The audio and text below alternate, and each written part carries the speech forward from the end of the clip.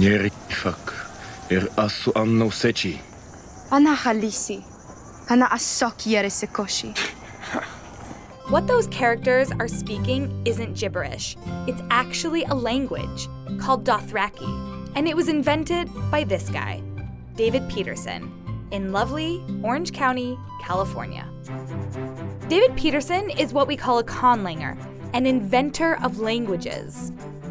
Conlanging is the intentional creation of a full language, creating its full grammar, its full phonology, its writing system if it has one, and its entire lexicon.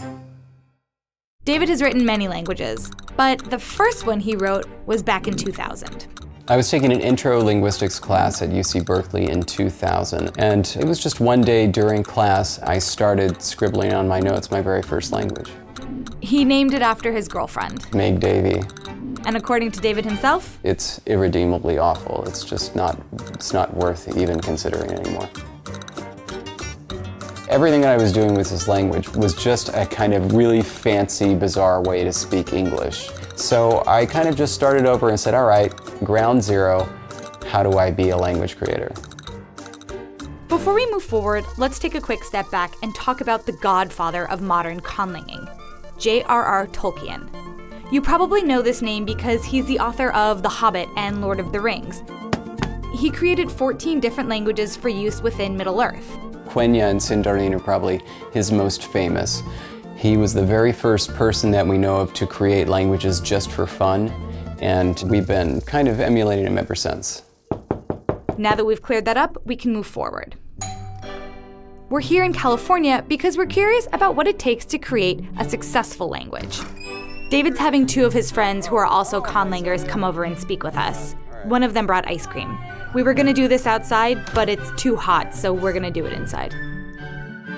The three of them are talking about how languages are created, and they've come up with 5 steps. Take it away, guys. Oh, so, all right. A naturalistic conlang needs 5 basic things. 1. The people. What they do, who their neighbors are. The second thing that you're going to need is a phonology or sound system. Do you have voiced and voiceless consonants? Do you have aspirated consonants? 3. Words. All the nouns, all the verbs, all the modifiers. 4th, grammar. Which is the fun part. Finally, history. You need to know how the meanings of words changed over time, and you need to know how the grammar of your language evolved from a time in the distant past to what's used now. Now that we've got that settled, let's finish this. In the past 15 years, somebody who created language went from somebody who was like, oh, you're a nerd, to, oh, wow, that's really nerdy, which now means cool. And its prolific use in television and film proves that it's not just a passing fancy. For television, the difference between a created language and some other set prop is that the maximum level of interaction that a viewer ever has with a background set or with a prop is just seeing it on screen. A language, on the other hand, when you hear it, that's the most real a language ever gets. For that reason, you have to have a fully created language for a television show and not just a bunch of gibberish.